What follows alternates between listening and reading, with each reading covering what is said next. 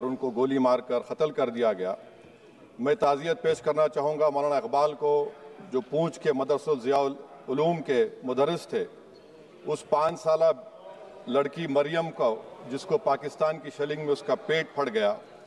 मैं ताज़ियत पेश करना चाहूँगा मैडम ज़ैन अली और उर्वा फातिमा, इन दो जुड़वा भाई बहनों को, जिनकी उम्र 14 साल थी। लांस नायक दिनेश कुमार को, BSF के सब इंस्पेक्टर मोहम्मद इम्तियाज़ को। मैं शुक्रिया अदा करना चाहूँगा कश्मीर की आवाम का कि उन्होंने पहलगाम के वाक़े के बाद मस्जिदों से ऐलान किया मज़म्मत का, बग़ैर किसी के बोलने पर रोड पर निकलकर उन्होंने पाकिस्तान से आए हुए दहशतगर्दों की मज़म्मत की। मैं मुबारकबाद देता हूँ हमारी मुसल्लह अफ़वाज को कि उन्होंने एक अजीम कुर्बानी पेश की और बहादुरी के साथ ऑपरेशन सिंदूर में भारत को कामयाबी दिलाई। मैं मुसल्लह अफ़वाज ने पहले 9 दहशतगर्द ठिकानों पर उनको निशाना बनाया और सबसे मेरी नज़र में जो दहशतगर्दी के दिल पर हमला हुआ वो भावलपुर का था और 6 एयरफील्ड, 3 हैंगर और 2 रनवेज को हमने तबाह किया। बाद में ऑपरेशन सिंदूर की कामयाबी की एक अहम वजह यह थी मैडम कि मुल्क में इत्तेहाद और इत्तेफाक पैदा हो गया था, एक यूफोरिया पैदा हो गया था, मगर अफसोस कि हुकूमत ने उसका फ़ायदा नहीं उठाया। मैं आज भी कह रहा हूं, जिम्मेदारी के साथ कह रहा हूं कि पाकिस्तानी फौज, पाकिस्तान की ISI, पाकिस्तान का डीप स्टेट, उनका हयाती मकसद ये है कि हमेशा भारत को कमज़ोर किया जाए। और अगर हमको इन ताकतों को कमज़ोर करना है तो देश में इत्तेहाद और इत्तेफाक को बरकरार रखना पड़ेगा। अगर हम बुलडोज़र के ज़रिए या फिर लिसानी जबर के ज़रिए या मजहबी फ़िरका परस्ती के ज़रिए अक़लियतों को निशाना बनाएंगे तो हम खुदा ना खास्ता उन पड़ोसी मुल्क के दहशतगर्द तंजीमों को कहीं कामयाब ना हो जाए। मैडम, मैं आपके सामने ये भी कहना चाहूँगा कि इत्तेहाद और इत्तेफाक इस मुल्क में जब मजबूत होगा तो हमको बैनुल-अक़वामी सतह पर दिखाने की ज़रूरत नहीं पड़ेगी। मैं आपकी तरफ से हुकूमत से चंद सवालात करना चाहूँगा कि वज़ीर आज़म ने कहा कि खून और पानी एक साथ नहीं बह सकते, आतंकवाद और बातचीत एक साथ नहीं हो सकती। तो मेरा सवाल आपके ज़रिए से वज़ीर आज़म और हुकूमत से ये है, फिर जिन इंसानों को बैसारा की वादी में मारा गया था, क्या आपका ज़मीर इस बात की इजाज़त देता है कि आप ट्रेड बंद कर दिए, पाकिस्तान का एयरक्राफ्ट हमारे एयर स्पेस में नहीं आ सकता, उनकी कश्ती हमारे पानी में नहीं आ सकती, ट्रेड ख़त्म हो चुका है, डायरेक्ट इनडायरेक्टेड, आपका ज़मीर जिंदा क्यों नहीं है? किस सूरत से आप पाकिस्तान से क्रिकेट मैच खेलेंगे जब हम पानी नहीं दे रहे हैं? 80% पानी पाकिस्तान का हम रोक रहे हैं, ये कहकर के पानी और खून नहीं बहेगा, आप क्रिकेट मैच खेलेंगे? मैडम, मेरा ज़मीर तो गवारा नहीं करता कि मैं उस मैच को देखूंगा। क्या इस हुकूमत में इतनी हिम्मत है कि उन 25 मरने वालों को फोन करके कहे कि देखो हमने ऑपरेशन सिंदूर में बदला ले लिया, अब तुम पाकिस्तान का मैच देखो? बड़ी अफसोस की बात है मैडम, अकाउंटेबिलिटी किस पर है? पहलगाम किसने किया? 7.5 लाख हमारी फौज और सेंट्रल पैरामिलिट्री फोर्स है, ये कहां से 4 चूहे घुसकर हमारे भारत के नागरिक को मारे? अकाउंटेबिलिटी किस पर फिक्स होगी?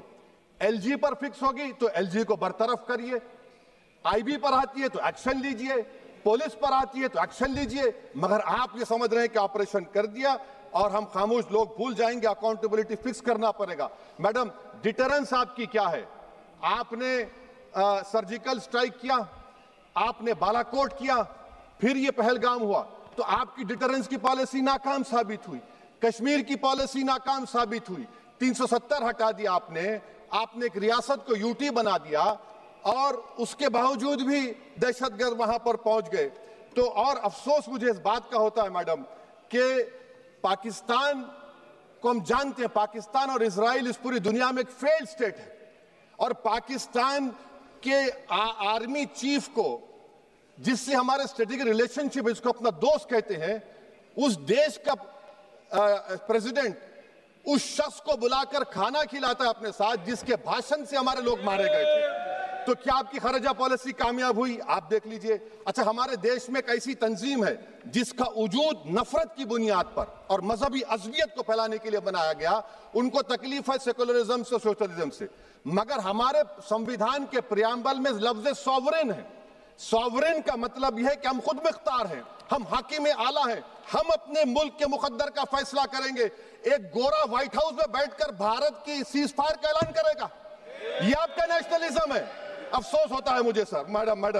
मैडम मैं आपसे पूछना चाह रहा हूं कि अगर एक चचा सैम ऐलान कर रहे हैं तो हमारी फौज पर क्या असर पड़ा होगा, हमारे उन पायलटों पर क्या असर पड़ेगा जो नहीं मालूम कितनी ऊपर आसमानों पर भारत की हिफाजत कर रहे हैं। वो नेवी का सिपाही जो समंदर में खड़ा हुआ है, उसको ये नहीं मालूम हो रहा है कि मेरा प्रधानमंत्री ऐलान नहीं किया, एक गोरे ने ऐलान किया।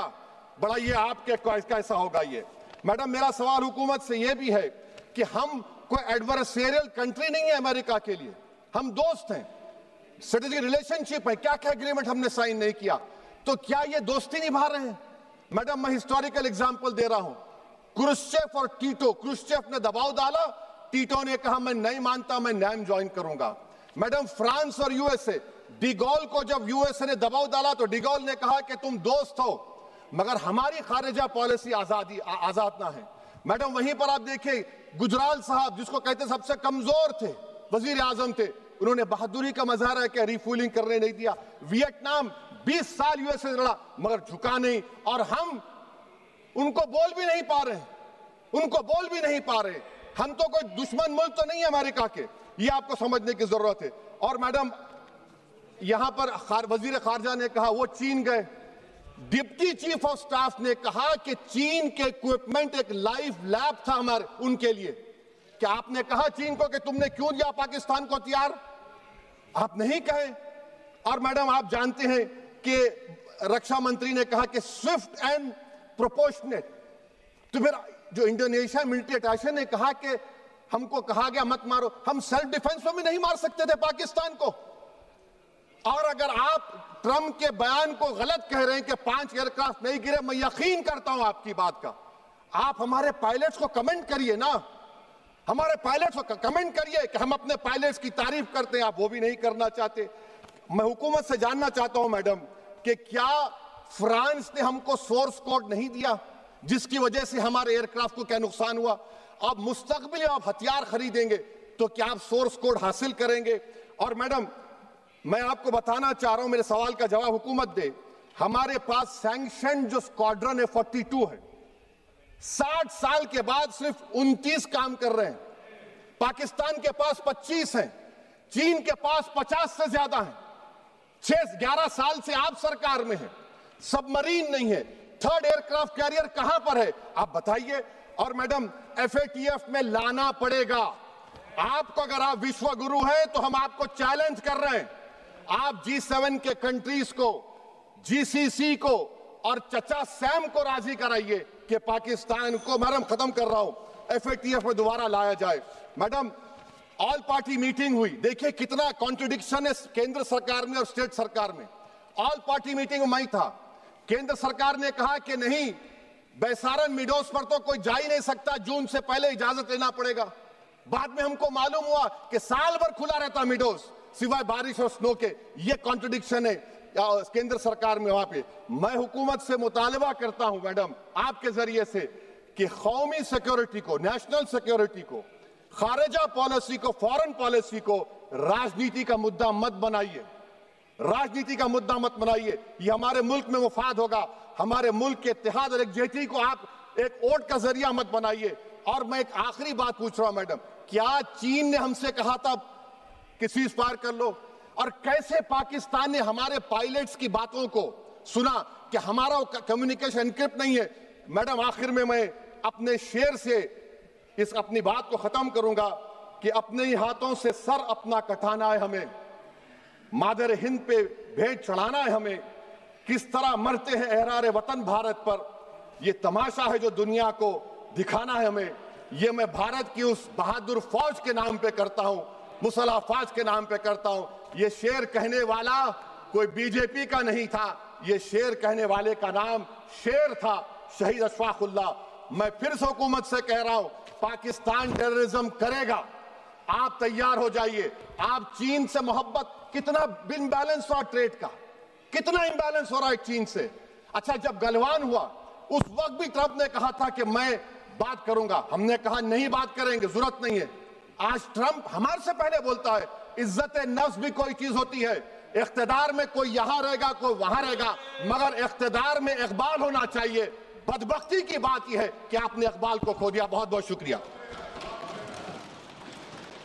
माननीय सदस्य Shri K Francis George ji.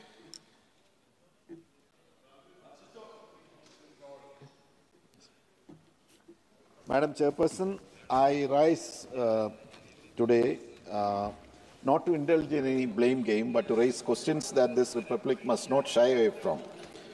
Madam, the gruesome attack in Pahalgam on 22nd April 2025, which saw the targeted killing of 26 unarmed civilians, most of them pilgrims, is not merely a lapse, it is a loud alarm. The attackers, now confirmed as Pakistani nationals and